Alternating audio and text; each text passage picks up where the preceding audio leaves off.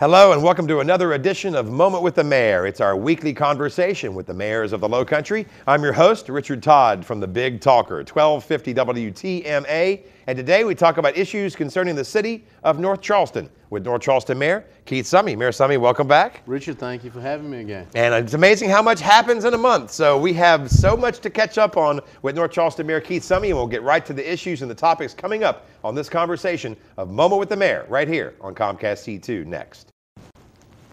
And welcome back to Moment with the Mayor as we have our monthly conversation with North Charleston Mayor Keith Summey. And Mayor Summey, you know what, whenever I have Mayor Swales in here, every month we talk about Highway 17 construction, Johnny Dodds Boulevard. Every month we have you in here, we talk about the memorandum of understanding and the dispute with the port expansion plans and rail line location issues and the ongoing dispute. First, let me ask you this. I've heard reports that you have had talks with Commerce Secretary Bobby Hitt. What's the latest? I have met with Mr. Hitt twice in the last 3 weeks. And they're acting like they would like to come to the table to try to find some form of resolution to the issue. And, you know, we're willing to work with them to do that. There are certain things that we're going to be still demanding on. But I think it's in the best interest of everybody if we come to some form of conclusion. If we can't, then we're ready to go to court. But you know, I don't think that that's in the best interest of anybody. If you know, I've always said the biggest issue we have is getting everybody to the table. And we haven't been able to accomplish that to date. Well, is the reason why that you were able to maybe have that conversation with Secretary Hitt because the legal action moved forward, and once the South Carolina State Supreme Court sort of said we're not going to rule on the Attorney General's request, that became an obvious sign to the state that maybe we do need to finally come to the table. But is that what it took? And doesn't that say something in and of itself if that's what it took? Well, I think that in no way impeded the process from moving forward. I think that they realize it's not going to be a very fast process to go through the court system. And time is of essence.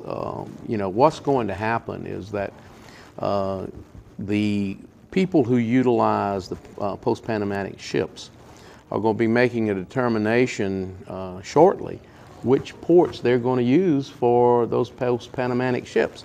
And, you know, once that choice is made and you didn't make it, the need is not there. My understanding is that the port was having an upswing in activity, container activity, and now it's leveled out again.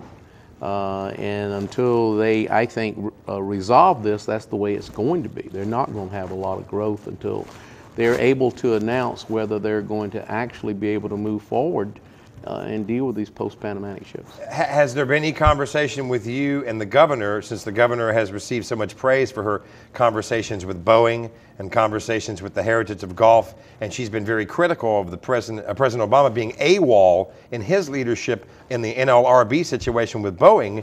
It seems like the governor has been somewhat AWOL in her leadership on this situation with you in North Charleston. Is that a fair characterization? Well, I think, I have not heard from the governor, but I think she's probably assigned this to Mr. Hitt. And sometimes it's best if you've got one person that's sort of running that side of it, because, you know, one of the problems you run into, you can talk to 5 different people and get 5 different stories. I need to be dealing with one concept, one idea. If that's the person that is going to be speaking for all aspects, because you got more people than just the governor engaged in this. At the end of the day, you're going to be dealing with the Budget and Control Board. You're going to be dealing with Commerce. You're going to be dealing with South Carolina Public Rails. You're going to be dealing with the Port Authority. You're going to be dealing with the heads of the state legislature. And you're going to be dealing with Norfolk Southern and CSX. So at any time, have those people been at the same table, or are there plans to have them at the same table that you can tell us about right now? They have not been at the same table, and I know of no plans to get everybody to the same table. So as of now, the litigation continues to move forward, yes. but you have talked with Secretary Absolutely. of Commerce Bobby Hitt. Let me ask you to explain for our viewers the announcement that came down that North Charleston's lawsuit over the rail lines of the former Navy base has been assigned by the South Carolina Supreme Court to retired Fifth Circuit Judge J. Ernest Kynard. When the state Supreme Court issued an order, they said the decision would, quote, promote the effective and expeditious disposition, end quote, of all the litigation in the complicated dispute.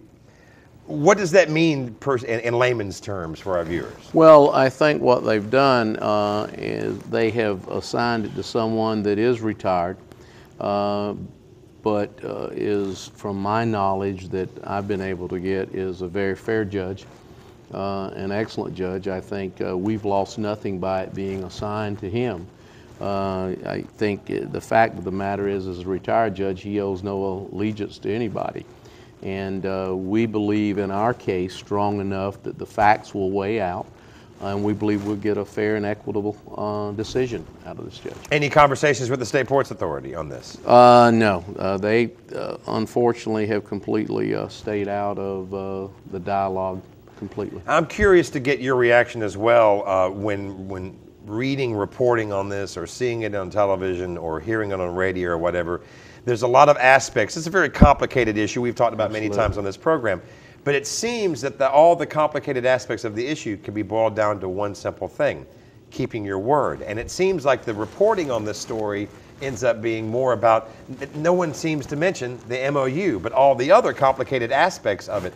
As the mayor, how frustrating is it to you to leave the elephant out of the room? That's the big thing, which is the MOU. It's very frustrating, I think, to all of us in the city, and I think it should be frustrating to every municipality and county, because when you come to a contract or an agreement or whatever you want to call it, an MOU between two governmental entities, one representing the state of South Carolina and one representing our local government, you should be able to rely on that. If you need to change it in any aspect, then there should be a negotiation period that you find a way to accommodate both sides of the issue. And so when that has not transpired, it's very frustrating. That's the reason over 2 years ago I hired a lawyer. I mean, I saw what was coming and went to council and said we need to hire some outside legal staff at the recommendation of our city attorneys that we believe can take us over the next few years in dealing with this issue. And in fact, we've got 4 or 5 outside of attorneys, working on this that we think are top notch in each of their fields. It's money that we don't think we should have to spend. We don't think the state should be, in this economic downturn we're in, spending money to combat this. It could be used for a lot better resources for the state. But it is what it is, and we will fight it, because at the end of the day, it's about the quality of life of the people of the city of North Charleston. And I, as the elected leader of the city of North Charleston, am obligated to fight to make sure that our citizens get their fair shake. And it does seem to boil down to a case of keeping your word. But the good news is, if you're wondering about this, Governor Nikki Haley has stated on the record that promises were made, promises will be kept. And we'll try to hold her to that word. And we'll continue to hear more words from North Charleston Mayor Keith Summey as this edition of Moment with the Mayor continues here on Comcast C2 next. And welcome back to Moment with the Mayor as we continue our conversation with North Charleston Mayor Keith Summey. And Mayor Summey, since last we met with you, there have been some accusations against the North Charleston Police Department of racial profiling, if nothing else, and also other issues of taking shortcuts and unwarranted stops. There was a public meeting in which people could come out and express complaints or incidents that have occurred. There was a letter to the editor by North Charleston resident and president of the Charleston chapter of the NAACP, Todd Scott, and she said in a few things: shortcut tactics of unwarranted stops, that mirror profiling should never be substituted, and that there have been a number of complaints registered regarding stops for everything from rolling stops to third light malfunction violations to turning signal violations. And in the end, it was an accusation that the North Charleston Police Department, in trying to improve their crime statistics, have been doing so in a way at the expense of minority citizens of the city. The police department was at the public meeting. The NAACP in North Charleston hosted the meeting. What's your response to the things that came out of the meeting and the accusations that created the meeting in the first place? Well, first of all, if there are any incidents where people feel like they've been mistreated by the police department, they should report them. We have a division that will actually look at it. If they're not happy with that, then they can take further means. The bottom line is we're very aggressive in law enforcement. In those areas where we have high crime rates, and on a weekly basis, we look at our stats. It tells us which neighborhoods are having a new growth of crime. For the past week, we put a special unit in there to go curb that crime. And we sell the stop. When we pull you over, we tell you you're in a high crime area, you've got a tail light out. We wanted to have an opportunity to check out and see what's in the neighborhood. We make no apologies for that. If you look at our stats for this year, we've had 2 homicides and we're in the 9th month of the year. That's less than the other municipalities of significant size in the state of South Carolina. That's from 26 in 2006. We had 26 that year. You know, folks need to realize, what kind of value do you put on life? We're taking guns off the street. We're taking thugs off the street. I don't make any explanation of why we do that except it's for the protection of the street. We're out eliminating bad folks, whether black, white, doesn't matter. We are arresting white folks. We're stopping white folks for traffic violations as well. Unfortunately, a lot of our high crime rate areas are predominantly black areas. Therefore, in those areas, there is a larger significant number of people that are being stopped. But if you look at the number of warning tickets that we give compared to the tickets we write, it's across the board about the same percentage black and white. But if someone thinks that they are being mistreated, we do not want them to feel that way, and we'll try to help them understand what we're doing.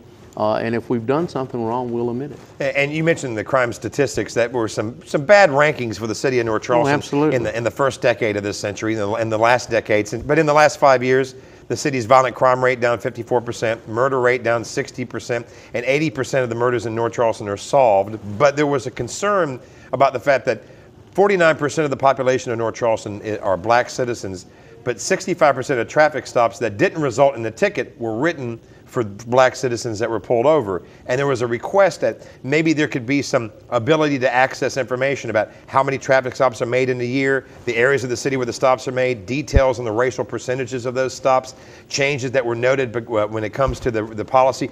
Is this information accurate, and is it accessible? The information is accurate and it is accessible to the general public. You know, like I said, the bottom line is, unfortunately, a lot of our higher crime rate neighborhoods are predominantly black. And our job is to protect those good citizens that are in those neighborhoods from the outside elements that come in and create problems within those neighborhoods. We have some outstanding people living in the city of North Charleston, and they should be made to feel like they're living in as safe a neighborhood as they possibly can. Our children need to know that. We need to stop letting young men get out here and get killed, young men get out here and get trouble. Let's find ways to engage them. I can tell you, if our crime stats were the same today that they were 6 years ago, people like Boeing and the new plant we just announced last week, they wouldn't be coming to North Charleston. Well, what do you do to fix this? Because these are the same areas of town that have had these problems for generations, and obviously there's been a new tactic that may have been somewhat effective, but at the same time, you're still going to these same areas despite grassroots movements, despite other initiatives that have been going on. We talked about this one educational component, and that's one issue that North Charleston has to deal with. But the other side of the coin is the neighborhoods taking ownership of their own neighborhood. It is, but that's why we stay engaged so frequently in these neighborhoods. If we pull, say, out of one neighborhood this week and we go to another neighborhood, well, in 3 weeks we see a spike coming back into that neighborhood, we're right back into that neighborhood. You have to get it before it mushrooms. And to be honest with you, a lot of the bad elements leaving North Charleston, and I don't make any apologies for that either. Now, let's talk about some good rankings. The rankings that North Charleston recently had, already #1 in retail sales statewide, #3 in population, #23 nationally, according to Bloomberg's Business Week rankings of most fun and affordable cities. And this comes on the heels, of course, of the Men's Journal calling Park Circle one of the top 30 coolest neighborhoods in the area. I mean, that must have been a wonderful accolade to talk about the fact that it's fun and affordable in the 29406 zip code, and also some of the bars and restaurants and all the things coming up. That also is an indication, I guess, of cracking down on the crime, but also revitalizing areas of North Charleston, which goes back to our first segment, talking about the future of North Charleston with the port situation. And we're working to enhance the quality of life in every neighborhood. Some neighborhoods are going to be more of a challenge than other neighborhoods, but we're up to meeting that challenge. We're not going to give up. We're going to continue to press forward to make everything better. I was at a thing the other night for the new School of the Arts Infused Elementary School in North Charleston, just starting this year. It's got like 105 students in kindergarten and first grade. And what was so amazing, what you and I have talked about so many times, I went to that open house, the first open house. You know how many parents were there? 200. Now, there was almost 2 parents per child. That's what it's going to take. Them working with us, the churches working with us, the community activist groups working with us, like the NAACP. Let's all work together, and working together instead of trying to point fingers at each other. Let's sit back and find a way to make it work right. We're enhancing the quality of life for the same people that each of us represent. Well, we're going to have more about this with the mayor of the number 23rd most fun and affordable city in America, according to Bloomberg Business Week, North Charleston Mayor Keith Summey. And the conversation continues here on Moment with the Mayor on Comcast C2 next. And welcome back to Moment with the Mayor, as we have a few moments remaining with North Charleston Mayor Keith Summey. And Mayor Summey, we were just talking about revitalizing areas of the city, troubled areas, and you were out there helping with the demolition at Shipwatch Square. Absolutely. Tell us what's coming there at Shipwatch Square, and I guess, how did it get to that point, and now what's coming next?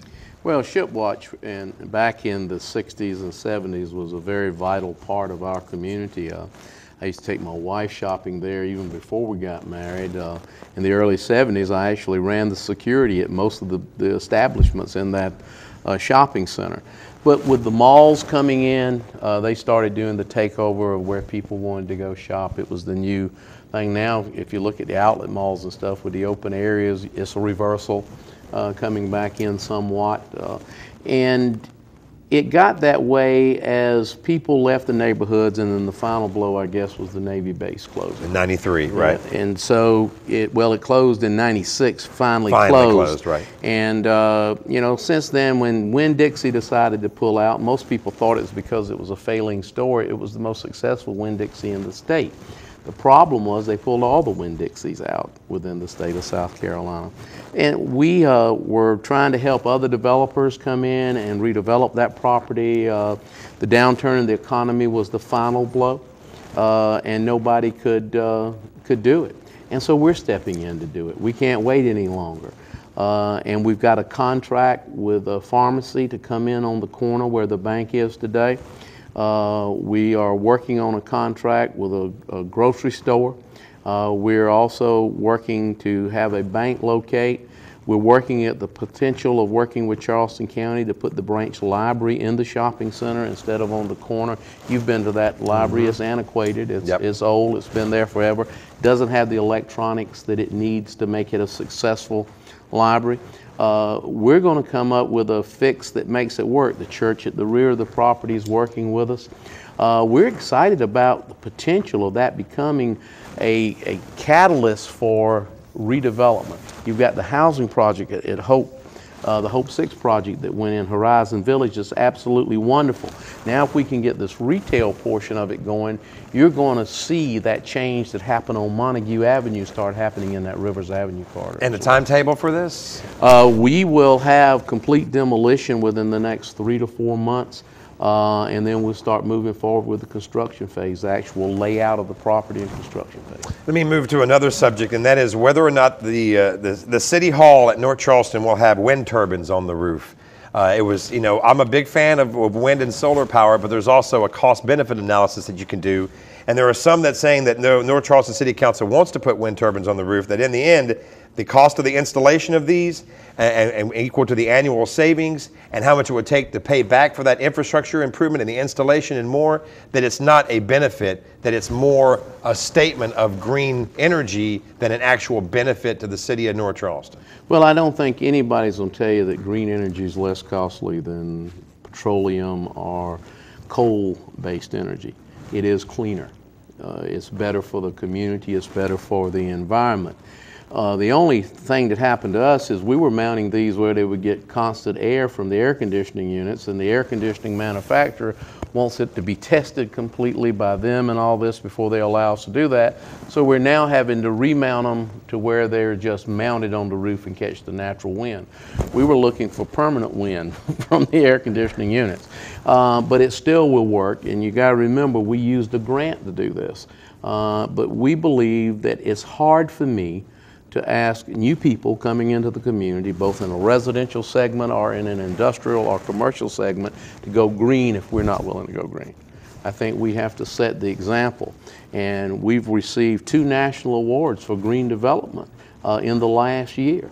And so you got to remember, we were known as the industrial hub of the Lowcountry. We're now known as the green industrial hub of the Lowcountry, but where people now want to live, work, and play as well. And one of the most fun and affordable cities in America, according to 23rd Bloomberg. in the nation. So, Mayor Summey, always a pleasure. Always a pleasure. Always enjoy the conversation. And we want to remind you, if you have questions, comment, reactions, you can always email us on any of the Mayor shows, mayor@comcastc2.com. I'm Richard Todd from the Big Talker, 1250 WTMA, thanking you for watching this edition of Moment with the Mayor right here on Comcast C2.